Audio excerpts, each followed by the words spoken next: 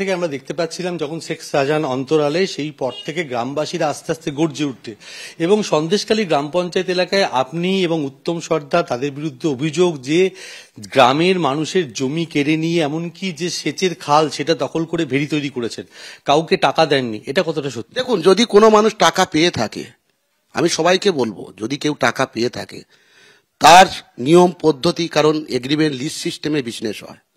যদি কারোর প্রবলেম থাকে নিশ্চয়ই সে বলে, অফিসে বলে, আমরা সেগুলো সমাধান করে দিই। আজকের এটা সাধারণ মানুষকে অন্যভাবে উস্কানো হয়েছে।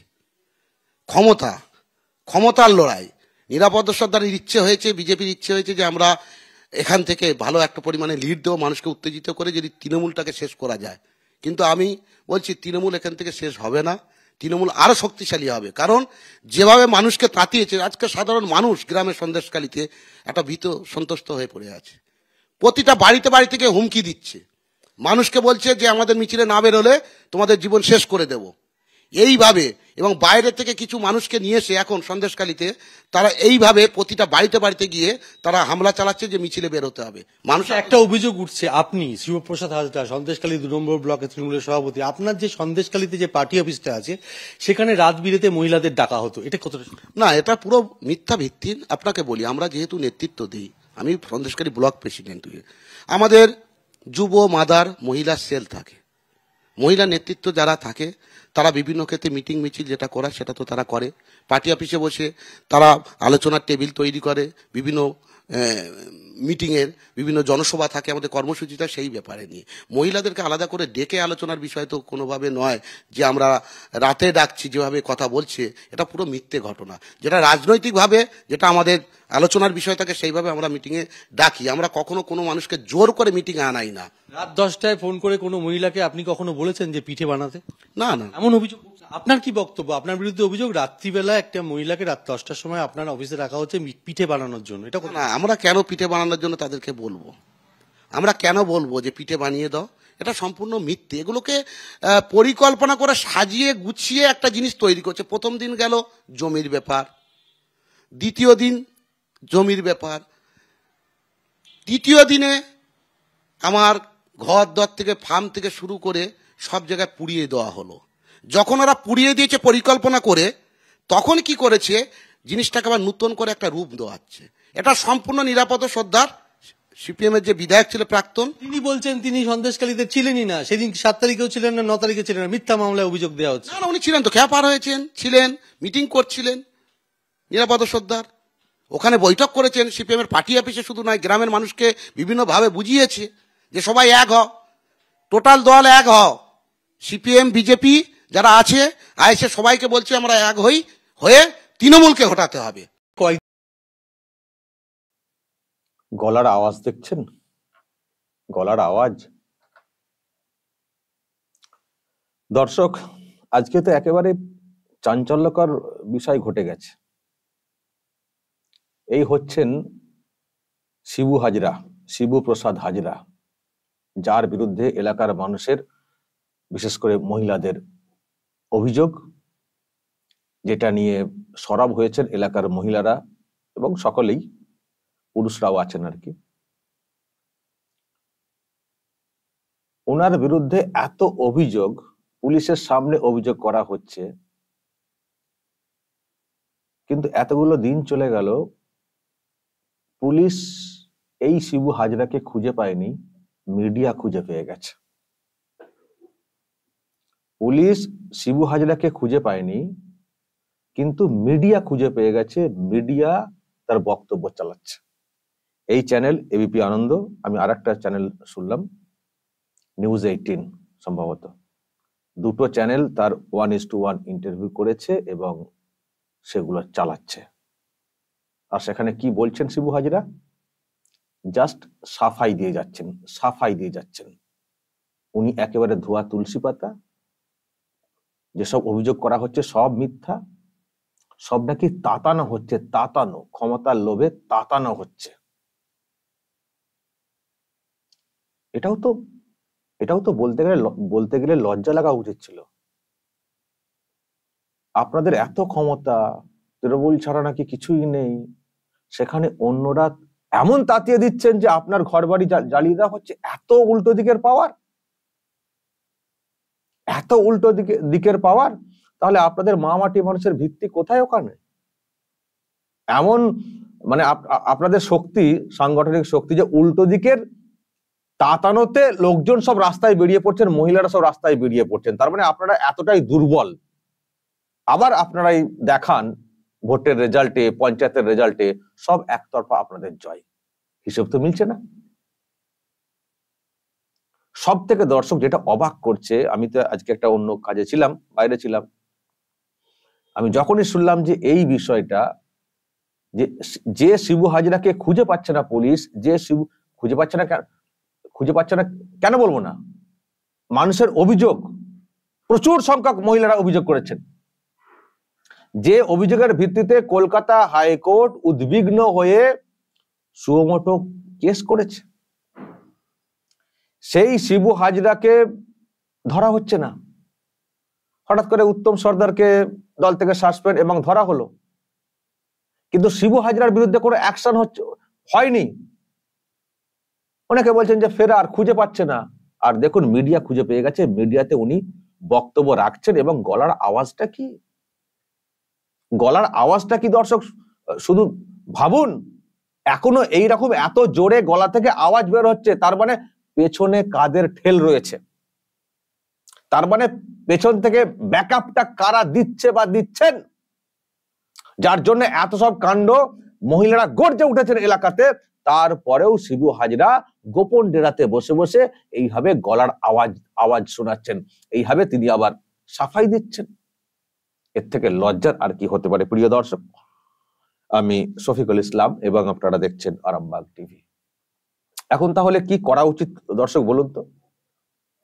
যে শিবু হাজরাকে রাজীব কুমারের পুলিশ খুঁজে পাচ্ছে না, অথচ এবিপি আনন্দ খুঁজে পেয়ে গেছে, বা নিউজ 18 খুঁজে পেয়ে গেছে।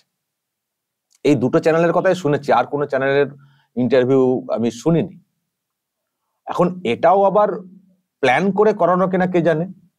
যে অনেক কথা বলা হচ্ছে, এলাকার মানুষ অনেক অভিযোগ করছে, যেহেতু শিবু হাজরার বিরুদ্ধে দল অস্বস্তির মধ্যে পড়ে গেছে, ফলে শিবু হাজরার একটা বয়ান সামনে আনতে হবে, সাফাই দেওয়ার বয়ান একটা সামনে আনতে হবে, যাতে করে মানুষকে বোঝানো যায় যে ওগুলো ভুল বা মিথ্যা প্রচার। সেজন্য প্ল্যান করে দুটো চ্যানেলকে খবর দিয়ে গোপন ডেরাতে ডেকে এইভাবে ইন্টারভিউ দেওয়া হয়েছে কিনা জানি না। কারণ কোথায় ইন্টারভিউ হয়েছে সেটাও প্রকাশ্যে আনা হচ্ছে না। আমার তো মনে হচ্ছে যে এই যে ইন্টারভিউ দেওয়া হয়েছে গোপন ডেরাতে ডেকে, এই যেন সেই মাওবাদী কিষেনজির মানে ব্যাপার। মাওবাদী কিষেনজি যখন ইন্টারভিউ দিতেন মিডিয়াকে, তখন ওই রকম গভীর জঙ্গলের ভিতরে সব নিয়ে চলে যাওয়া হতো সাংবাদিকদেরকে, একেবারে টিম করে, মোবাইল টোবাইল অ্যালাউ ছিল না, গভীর জঙ্গলের ভিতরে গিয়ে ইন্টারভিউ দেওয়া হতো, তারপর সেখান থেকে আবার বাইরে এসে ছেড়ে দেওয়া হতো, কোথা থেকে, এবং সন্ধ্যার দিকে, রাতের দিকে নিয়ে যাওয়া হতো। ফলে বোঝা মুশকিল হতো যে কোন জায়গায় রয়েছেন কিষেনজি। এ তো ওইরকম টাইপের লাগছে, মাওবাদী নেতাদের মতো করে ইন্টারভিউ দিচ্ছেন। তাহলে দর্শক দেখুন, শেখ শাহজাহান ফেরার হয়ে কি করছেন? কর্মীদেরকে চাঙ্গা রাখার জন্য বাইরে থেকে ভিডিও বার্তা দিচ্ছেন, মানে অডিও বার্তা দিচ্ছেন, সেই লাদেনের মতো করে audio release. Al Jazeera TV ছিল না একটা সময়, আল জাজিরা টিভিতে অডিও রিলিজ হয়েছে। তাহলে শাহজাহান গোপন জায়গা থেকে অডিও বার্তা, শাহজাহানের সাগরেদ শিবু হাজরা গোপন জায়গা থেকে ভিডিও বার্তা। হচ্ছেটা কি? আর কোথায় রয়েছে আমরা? এ কি পুলিশ প্রশাসন? এত যখন দম রয়েছে, বাইরে এসে বলুন না কথাটা মিডিয়ার সামনে। কেন গোপনে লুকিয়ে রয়েছেন? কেন গোপন ডেরাতে বসে বসে কেন এইভাবে ইন্টারভিউ দিচ্ছেন? কেন সমস্ত মিডিয়ার মুখোমুখি হচ্ছেন না? দুটো মিডিয়াকে ডেকে নিজের মতো একতরফা কথাগুলো বলে গেলেন, কেন সব মিডিয়ার মুখোমুখি হচ্ছেন না? কেন প্রশ্ন উঠবে না? আমি দর্শক আবারও বলবো, যদি এই দুটি চ্যানেল, আমি কোনো চ্যানেলের যে তাদের যে স্ট্রং নেটওয়ার্ক, সেটাকে আমি কিন্তু ছোট করতে চাই না।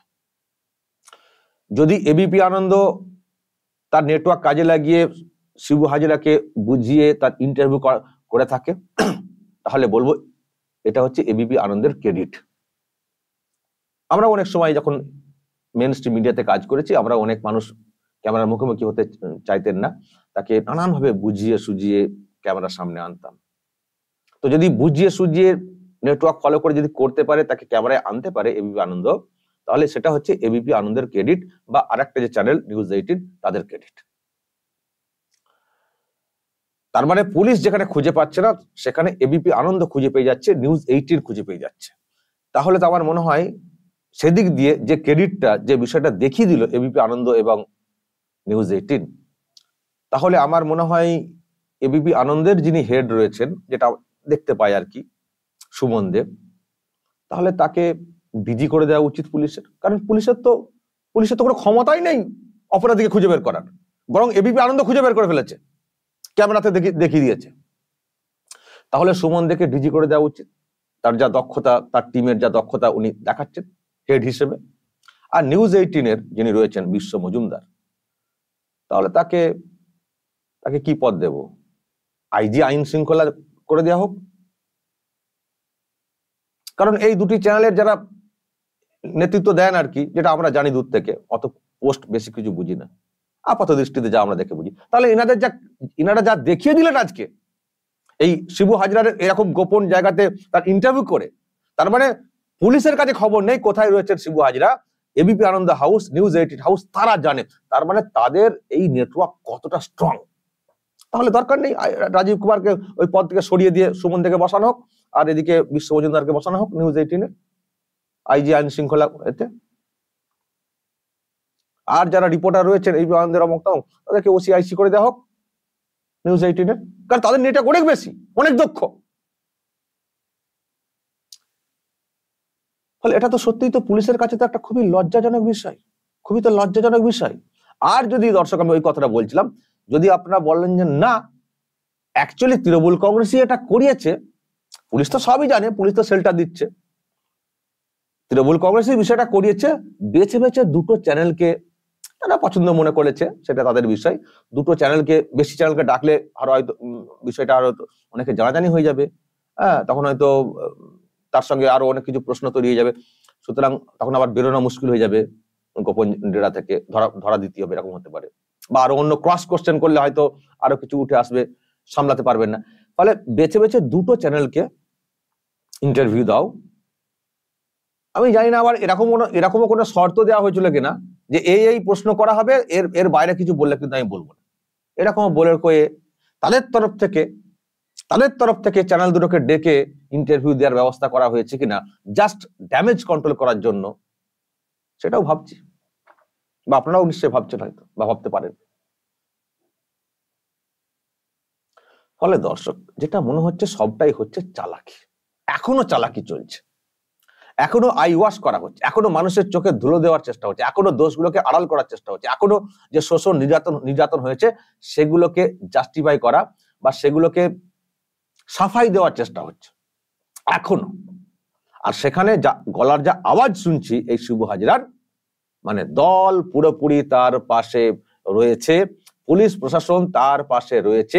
তা না হলে এত কাণ্ড ঘটার পরে, এত মানুষের অভিযোগের ভিত্তিতে, এত মানুষের অভিযোগ যেখানে সামনে এসছে, তারপরেও গলার আওয়াজ কিন্তু এতটা জোরালো হতো না,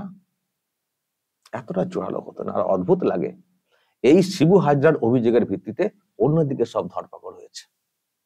নিরাপদ সরকার, প্রাক্তন এমএলএ, তাকে ধরপাকড় করা হয়েছে, তাকে কিন্তু দেখতে পাওয়া যায়নি কোথাও গন্ডগোলের সময়।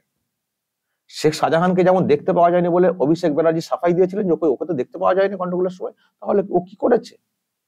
নিরাপদ সর্দারকেও কিন্তু দেখতে পাওয়া যায়নি, তা সত্ত্বেও তাকে কলকাতা পুলিশ এরিয়া থেকে গ্রেপ্তার করা হয়েছে বা গ্রেপ্তার করানো হয়েছে। উনি আবার জ্ঞান দিচ্ছেন অমুক জায়গায় মিটিং করেছিলেন, দেখান না ভিডিও ফুটেজ কোথায় মিটিং করেছেন, তার সঙ্গে কি লিঙ্ক, শুধু ক্যামেরার সামনে বলে দিচ্ছেন। আসলে দর্শক, আমি আবারও বললাম যে অবশ্যই যদি নিজেদের উদ্যোগে মিডিয়া হাউসগুলো করতে পারে, জেলা নেটওয়ার্ক কাজে লাগিয়ে, তাদের ক্রেডিটকে আমি কোনোদিন খাটো করব না মিডিয়া পার্সন হিসেবে। আর যদি উল্টো দিক থেকে ম্যানিপুলেট করে, মানে নিজেদের উদ্যোগে শাসক দল যদি ওই ড্যামেজ কন্ট্রোল করার জন্য দুটো মিডিয়াকে জাস্ট ডেকে সাফাই দেওয়ার ব্যবস্থা করে থাকে, তাহলে বলবো অত্যন্ত নিন্দার, ধিক্কারজনক এত মহিলার যে অভিযোগকে যেভাবে নস্যাৎ করা হচ্ছে উল্টোপাল্টা সাফাই দিয়ে, ধিক্কারজনক। আর যদি বুকের পাটা থাকে সামনে এসে কথা বলুন, সামনে এসে সমস্ত মিডিয়ার সামনে আসুন না, প্রেস ক্লাবে কথা বলুন না। খুব তো আপনি বলছেন আপনার কোনো দোষ নেই, আসুন না প্রেস ক্লাবের সামনে, সব মিডিয়ার সামনে কথা বলুন না, দেখি। গোপনে কেন কথা বলতে হবে? গোপনে? দর্শক, আমি জানি না এরপর পুলিশ কি করে মুখ দেখাবে। এরপর মুখ আর কি দেখ, মুখ তো পুড়ে ছাই হয়ে গেছে, কার্যত হনুমানের মতো মুখ পুড়ে গেছে। মুখ আর দেখাবার আছে কি পুলিশের? সত্যি। দর্শক কি বলবেন? যদি কিছু বলার থাকে অবশ্যই বলবেন, কমেন্ট বক্সে নজর রাখবেন আরামবাগ।